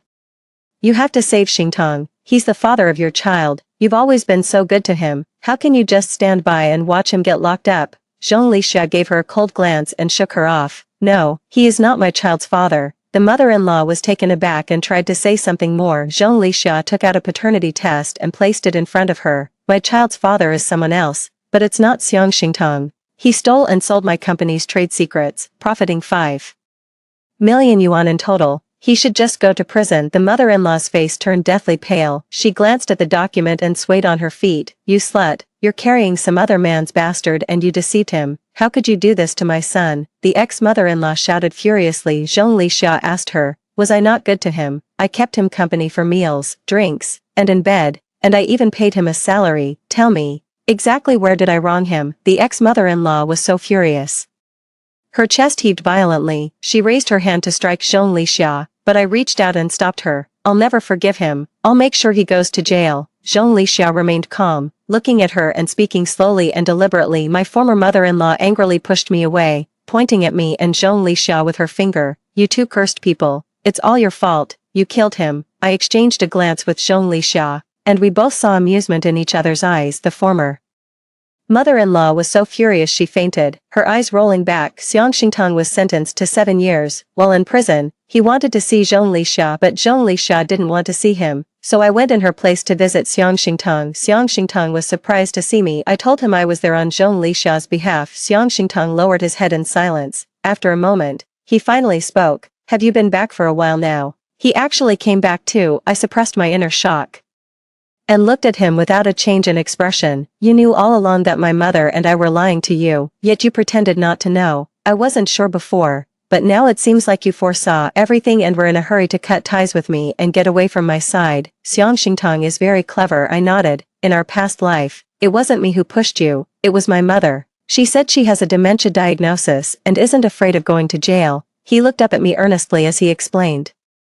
I didn't respond to his words. Instead, I asked him, when did you start gambling? Xiang Xingtong was taken aback. After I got together with her, I had a bit of money, so I looked him straight in the eye. Why did you take out a second mortgage on the house? Xiang Xingtong cleared his throat and said urgently, Feng Hui, listen to me. Zhong Lixia has money. As long as I'm with her, she'll give me money, lots and lots of it. By then, forget about one house, even I laughed, even her company. Then why are you here now? What makes you think she'd want a man who's a gambler? He was speechless, finally whimpering in a low voice. I'm sorry, it's all my fault. I brought this on myself. I asked him, is this apology for me, or for her? Is it for the two of us you ruined in our previous life, or for me in this life after being reborn? He stared at me in panic, eyes wide. Lixia, she also, as I was leaving. Xiang Xingtong timidly asked me, how is Lixia this time? It's a boy, right? I said sarcastically, didn't your mother tell you? It's not your child, it's a mixed-race girl. Why is it that ever since you were arrested she hasn't shown up at all? Don't you know why? He suddenly looked up and glared at me. You're lying to me. I gave him a meaningful smile. In pain and fury, he slammed the table in frustration, cursing me and Zhong Lixia loudly, before being restrained by the prison guards who came in and dragged away. Of course I was lying to him. I wanted to torment him. I wanted to drive him crazy. Xiang Xingtong's house was repossessed by the bank. His ex-mother-in-law was evicted. She sold her family home to pay off the high-interest loan he owed. With nowhere else to go, she came to my office, demanding I take her in. I refused. Feng Hui, when my son took out that loan, you two weren't divorced yet. If you don't pay me back, I'll just stay here and harass you. Do you think I won't go to your boss and cause a scene? You don't believe me. I'll make a fuss all the way to your superiors. She was certain I couldn't do anything about her. I patiently explained, our divorce agreement clearly states each of us is responsible for our own debts. Even if you go all the way to the central government, it won't help. There's nothing they can do. The ex-mother-in-law was momentarily short of breath. She rolled her eyes and said again, Feng Hui, I'm the grandmother of those two girls. We're family by blood. You can't stop me from seeing my granddaughters. What, wasn't it you who gave the child laxatives and pretended to forget to pick her up? Now you suddenly remember you're their grandmother. Do you think they'll even recognize you? The ex-mother-in-law was startled and asked fearfully, how do you know that? You've done so many despicable things. What don't I know? Your son said in my past life, it was you who killed me, not him, and told me to come after you, for revenge. The ex-mother-in-law hastily stepped back, blurting out nonsense. You're lying. He's lying. It wasn't me. I didn't do it on purpose. If Xiang Hangtang got a second chance at life, how could his mother-in-law not have one too? I let out a cold laugh and stepped closer to her one step at a time, watching her panic. I leaned in and whispered in her ear, as long as you're still alive, sooner or later I'll kill you myself. My ex-mother-in-law fled as if running for her life. A few days later, an old scavenger drowned in a nearby man-made lake. Citizens who had seen her said the old man had gone mad.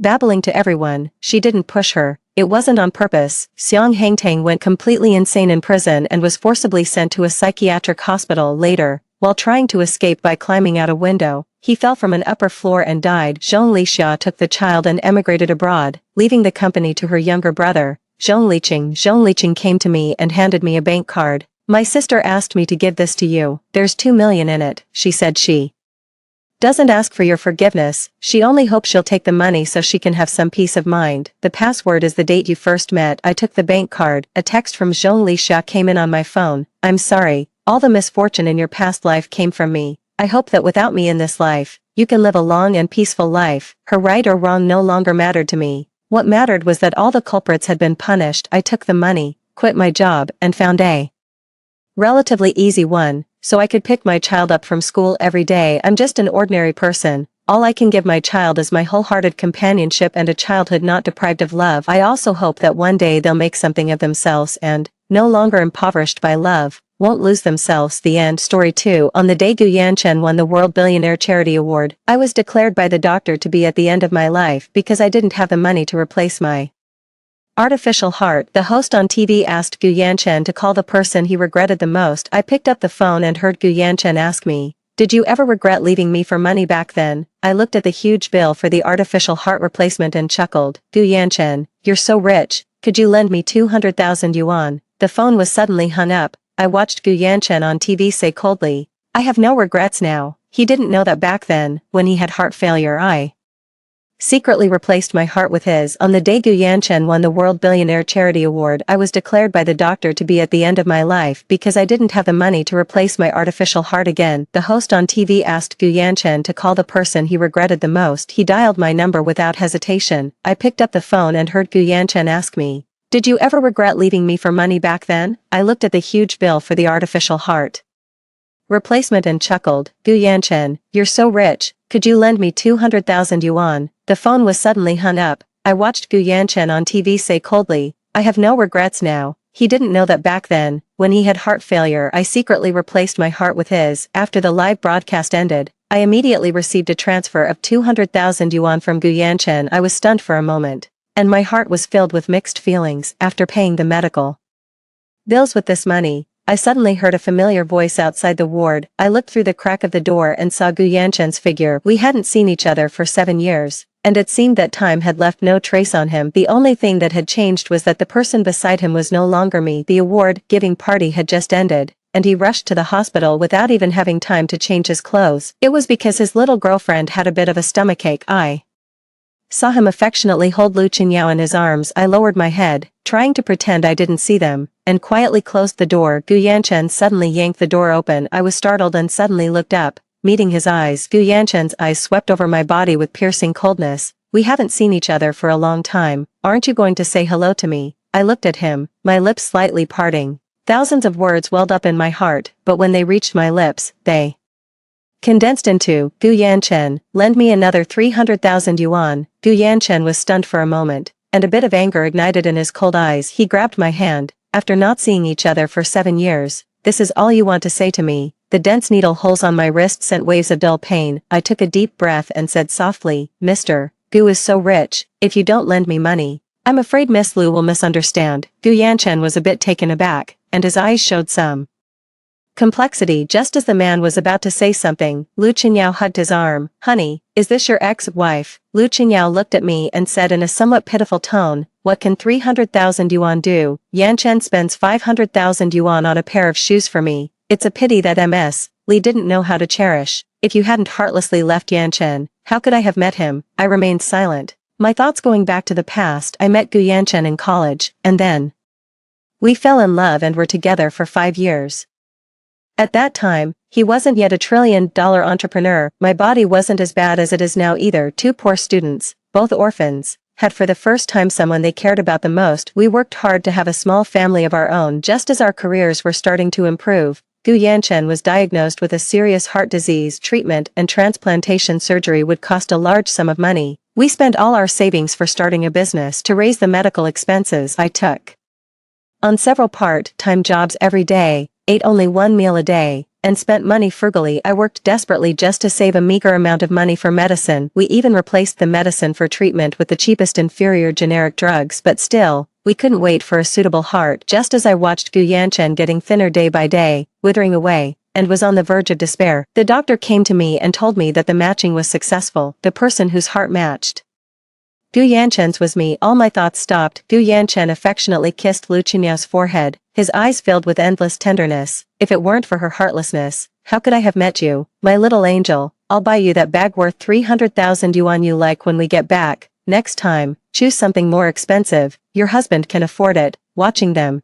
the pain from the pinpricks on my wrist seemed to pierce my heart, making it hard for me to breathe. I took back my freedom from Gu Yanchen's hand that had never let go. I no longer wanted to be the reference for them to prove their love. Just as I was about to leave, Lu Qinyao deliberately or unintentionally stretched out her foot and tripped me. "Oh, sisterly, how could you be so careless?" I fell to my knees, and the medical report in my hand scattered at Gu Yanchen's feet. Seeing me fall, Gu Yanchen's face tightened, and he reached out to help me. Lu Qinyao grabbed his hand and exclaimed, "What is this?" Gu Yanchen's gaze was attracted by the report on the ground. He picked it up and quickly scanned it. "Artificial heart replacement." A flash of anger crossed Gu Yanchen's face. He threw the medical report in my face. "Li Muge, I didn't expect you to use such despicable means to cheat for money. You're really the same as you were 7 years ago. Everything is for money, and there's only money in your eyes." I got up and looked at Gu Yanchen's healthy body. A faint smile curved the corner of my mouth. and I silently picked up the medical report. Mr. Gu knows I like money, why not lend me some more? Lu Qinyao was so emotional that she shed tears. She cried and shook the man's strong arm, but the look in her eyes when she looked at me was full of mockery and malice. Honey, maybe it's true. And, it was Sister Lee who left you back then, which allowed you to get a heart donated by a kind-hearted person.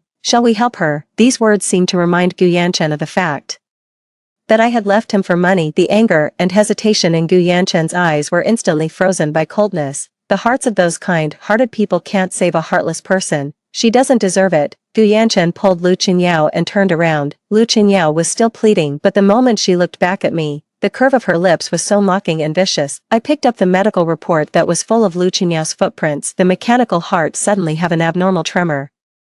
My pupils dilated, and the figures of the two gradually blurred. After a long time, I wiped the blood oozing from the corner of my mouth and looked at the words artificial heart replacement. My fingers stroked the scar on my chest that had been there for 7 years. Gu Yanchen still doesn't know until now. The heart beating in his chest is mine 7 years ago, because we couldn't find a suitable heart for a long time. Gu Yanchen's body was getting weaker day by day. The artificial heart technology wasn't mature. In theory, it could maintain basic life functions, but there were too many hidden dangers. After the matching was successful, I replaced my heart with his. I myself replaced it with an artificial heart with a theoretical lifespan of 7 years to save money. It was the cheapest kind. Since then, I would occasionally feel a sharp pain in my chest. Daily coughing up blood and sudden weakness became normal, and because of the lack of money, the surgery to replace the new artificial heart was postponed again and again. Now, it has been 7 years. The artificial heart in my chest felt the 7th bout of pain. I know it has long been on the verge of its limit. After leaving the hospital, I returned to the rented house. The room is small, damp, and extremely cold in winter. It's unbearably hot in summer,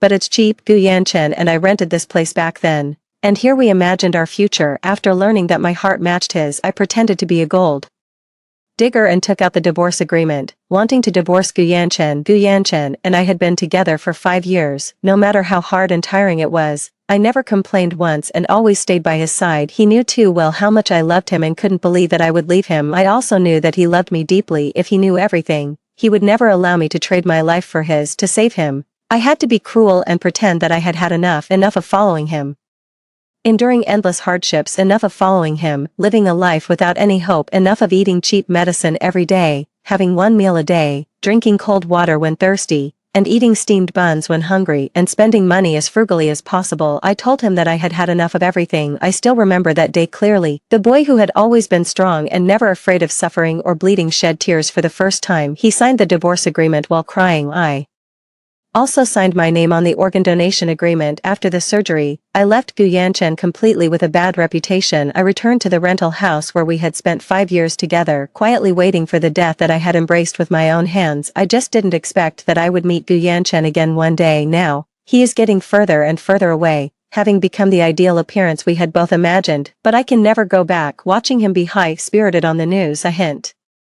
of sadness suddenly welled up in my heart, but I also felt a bit relieved. The ringtone of my phone interrupted my thoughts. I picked up the phone, and it was the bank calling. The bank told me that the owner of the previous 200,000 yuan transfer had made an operational error. I needed to return the money immediately, otherwise, I would face criminal liability. After hanging up the phone, I smiled bitterly, not knowing what to say. After a moment of silence, I called my best friend and asked her to find me a job to pay back the money.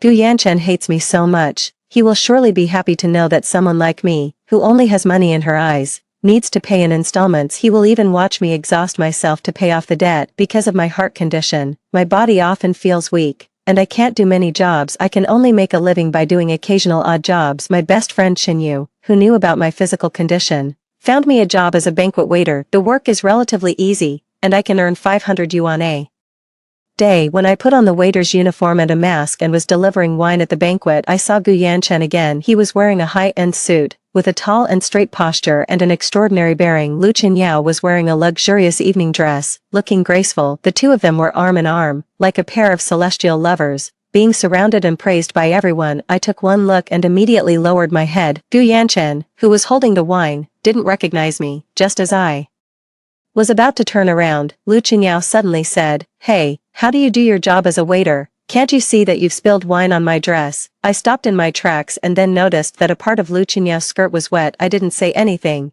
just lowered my head and used a tissue to wipe the stain for Lu Qinyao. Gu Yanchen looked at me, his brows slightly furrowed, and his lips pressed into a straight line. The malice in Lu Qinyao's eyes spread, and she suddenly kicked me in the chest.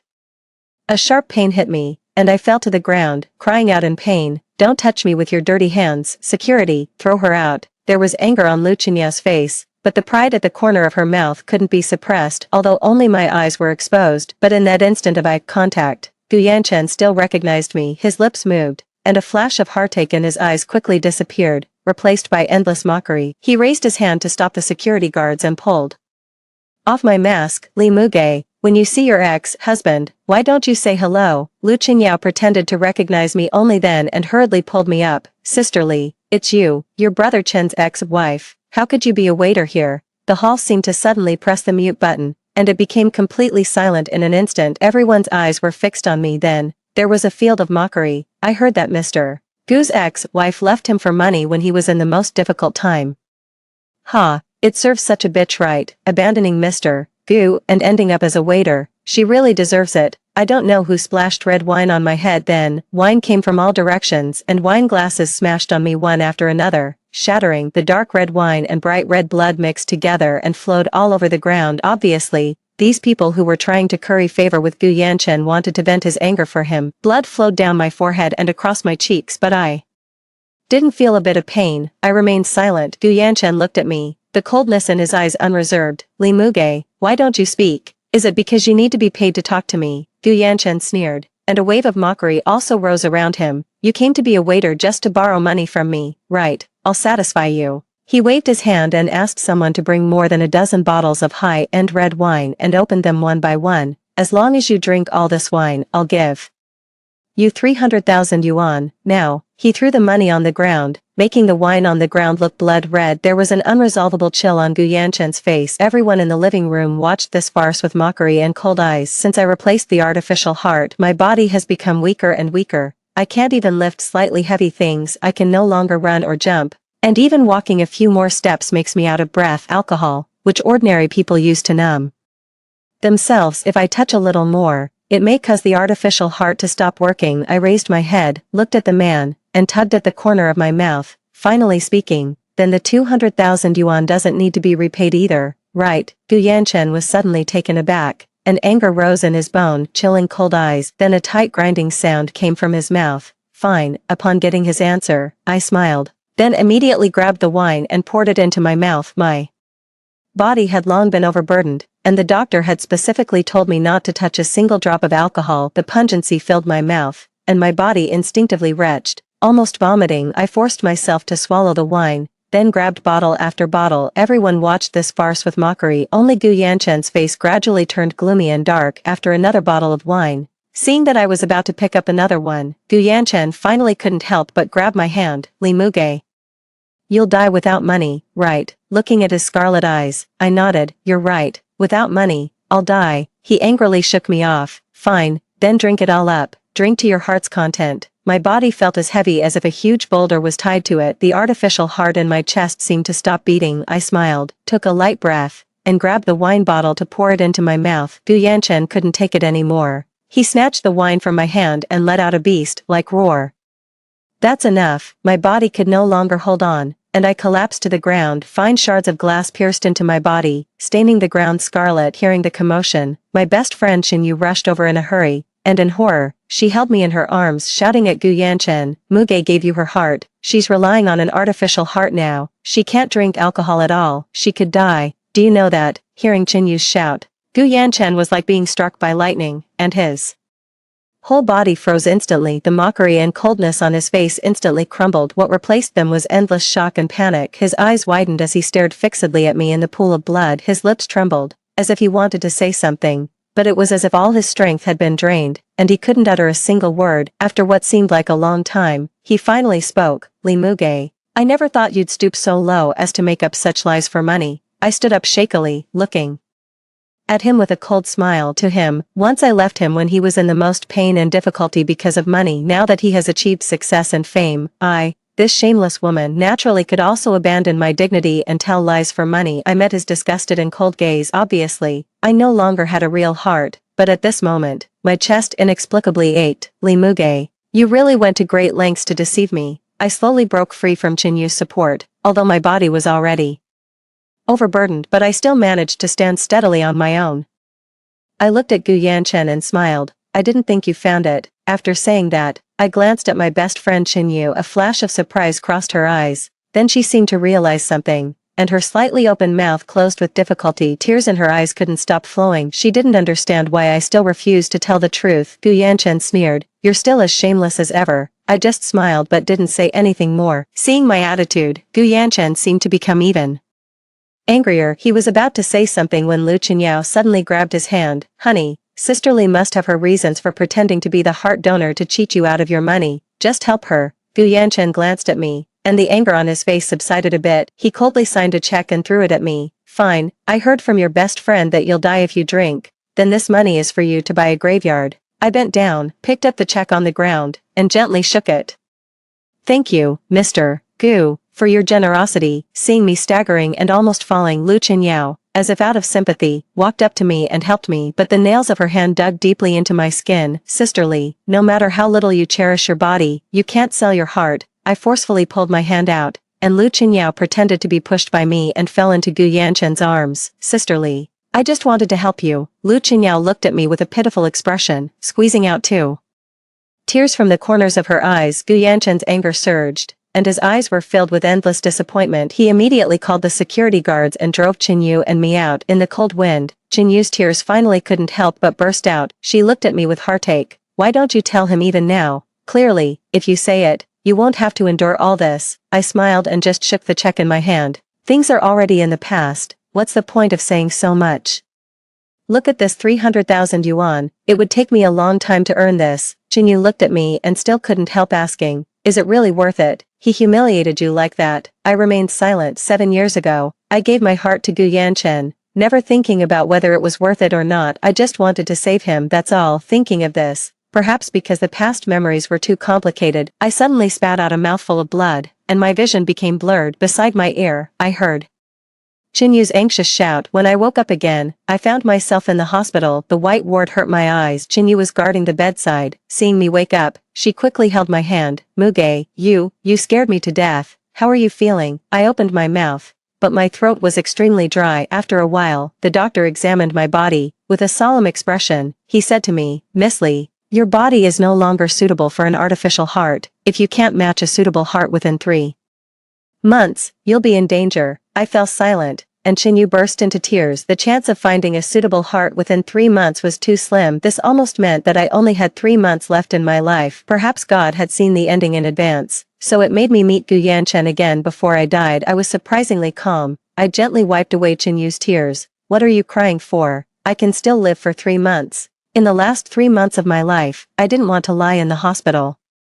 All the time I asked Chinyu to go through the discharge procedures for me. After being discharged, I used the 300,000 yuan to choose a good graveyard for myself. When I was alive, I never had a home of my own. After I die, thanks to Gu Yanchen, I can finally have a place to rest." After choosing the graveyard, I went to a funeral supplies store and personally selected my burial objects. After returning to the rental house, my best friend Chinyu suddenly sent me a link. "Quick, take a look at this." I opened the link in confusion. It was a video from that celebration dinner. The video clearly recorded how I was kicked down by Lu Qinyao, exposed by Gu Yanchen, and finally drenched in wine by everyone and knelt on the ground in a sorry state. The video clearly captured my face, and the person who posted it also added a caption, "The ex-wife of the $1 trillion President Gu Yanchen. She left him when he had a heart disease for money. Now that President Gu is rich, she lies that she donated her heart to him to cheat money." As a result, I, an unknown person, instantly became a top trending topic on various platforms. The whole network knew that Gu Yanchen, a star entrepreneur worth trillions, had an ex-wife, and they also knew how heartless and ungrateful this ex-wife was. She abandoned President Gu back then. Now that she sees he's rich, she comes back to borrow money. How shameless is that borrowing?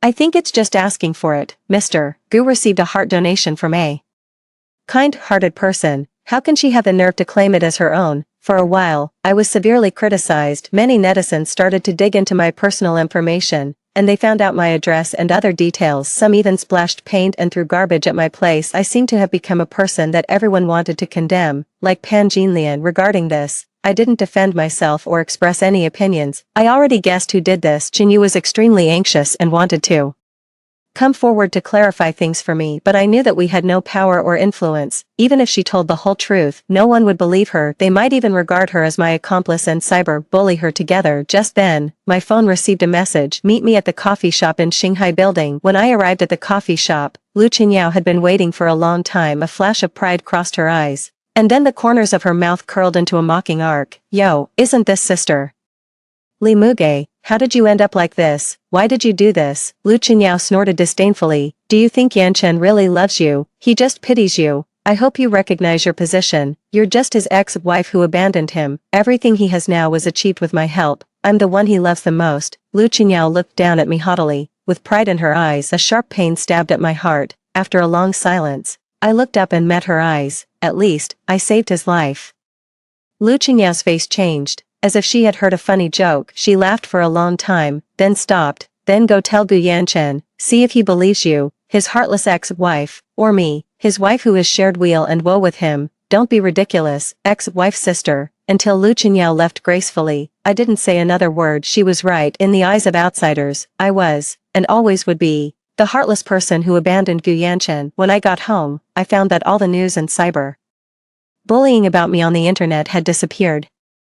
After turning on my phone, I found that Gu Yanchen had called me more than a dozen times. Although we were divorced, I was still his ex-wife after all. My bad reputation might also make him lose face. He must have called so many times because of these things. But I was about to die. After thinking about it, I finally didn't call back. I packed up all the items in the room, putting all the past memories into boxes. Then I returned to the old house. I didn't want this place full of beautiful memories to be tainted by my death. As for what would happen after my death, I left it all to my best friend Xinyu. Maybe I would look ugly when I died, but I thought she wouldn't be scared. After all, it would be the last time we saw each other in this world. She should forgive my last prank. I returned to the old house next to the orphanage. I didn't know how Lu Jin would react if he knew the truth. Now I didn't care at all, nor was I concerned. I just took Lele and went back to the house where I grew up as a child. I was an orphan and grew up in an orphanage. The first time I left home was when I went to college. On the first day of entering the campus, that was also the first time I saw Lu Jin. All the past events had now turned into heavy memories. Looking at the yard full of weeds, everything in the past was as messy as these weeds. I cleared the weeds in the yard, as if I was sorting out my past. After cleaning everything up, my heart was slightly freed from the pain of impending death. As if hearing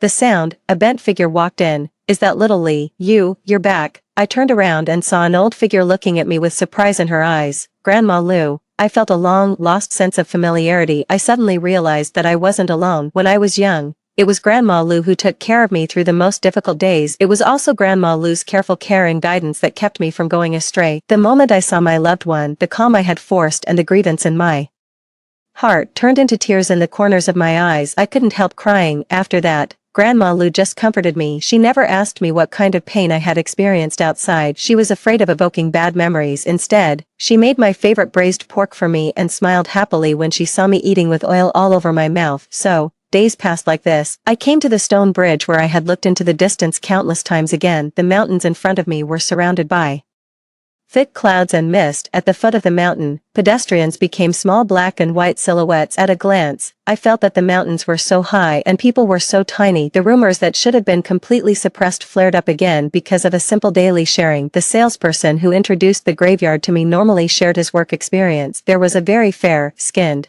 tall and beautiful big sister who came to buy a graveyard before. She said she wanted to find a tomb with a good view and good sunlight. It was the first time I heard such a request. So I asked her if it was the wish of an elderly person in the family. She said it was for herself. My feelings at that time were really below. There was also a picture of my profile, although it wasn't very clear, but it was enough to tell it was me. This matter immediately attracted a lot of attention. Previously, I was seen as a person who loved wealth and abandoned Gu Yanchen. Now, they found that there seemed to be a big secret hidden in me. As a result, many people started looking for my news and searching for my past again. The things related to me and my experiences were dug out one by one. There was a young girl who came to ask me if she could pre-order sunflowers. It was the first time I heard of using sunflowers for a funeral. The girl said that sunflowers face the light, and they could follow her to find a warm place underground. Later, I found out that she was buying them for herself. Only then did everyone understand that I was about to die. The public opinion about me on the internet immediately reversed. So President Gu's ex-wife is dying. She pretended to be a waiter at the banquet. She probably wanted to see President Gu one last time. Sigh. Maybe she also wanted to borrow money from President Gu to save her life. Then, the experience of my artificial heart replacement was made public, and it was completely revealed by a doctor this time. Everyone fell silent. My former attending doctor couldn't help but come forward to explain. Ms. Lee once donated her heart, then replaced it with an artificial heart. She also asked us not to disclose her identity to the patient. She left alone and endured everything. Sigh. Ms. Lee, who uses an artificial heart, can't physically bear so much alcohol. I just hope her health will improve. The more netizens dug into my story, the more sympathetic they became towards me. Almost no one was willing to believe that I was such a heartless person. Finally, the chief surgeon who had removed my heart appeared and explained everything. Over the years, I've always been thinking about whether I should make Ms. Lee's story public, but every time I was about to say it, I couldn't help but think of the way she pleaded with us. So many years have passed now. I never thought Mo would have such a hard life. If I had known, I should have made it public earlier. The matter of me donating my heart to Gu Yanchen eventually caused a huge stir. However, I in the small courtyard knew nothing about all this. As usual, I went out to the vegetable market to buy groceries, trying my best to leave my mark with the last bit of my life. A speeding van crashed into me. After a feeling of dizziness, when I woke up again, I was already on the hospital bed. Seeing me wake up, Jinyu held my hand and cried non-stop. She knew I was going to die, and she was ready to accept this result, but she didn't want me to suffer these hardships before I died. Suddenly, the door of the ward was slammed open. Gu Yanchen gasped for breath, holding on to the doorframe, and then rushed in. His sweat had soaked his clothes, his body was covered in dust, and his hands and feet were full of abrasions. His eyes were red, and he held up the crumpled diagnosis in his hand, looking at me with a pale face on the hospital bed. His voice was hoarse. Why didn't you tell me? Looking at the tears seeping from his eyes, I wasn't happy about my name being cleared. I just felt a sudden sense of loss. I smiled and said nothing. At this point, everything didn't matter anymore. Gu Yanchen's tears could no longer be held back. He tried his best to suppress his sobs, but still cried like a child in front of me. I'll find the best doctors in the world for you and use all my resources and connections to find a suitable heart. Looking at his blood-shot eyes, thousands of words in my heart turned into one word when they reached my lips. Okay. After that, Gu Yanchen went through the discharge procedures for me.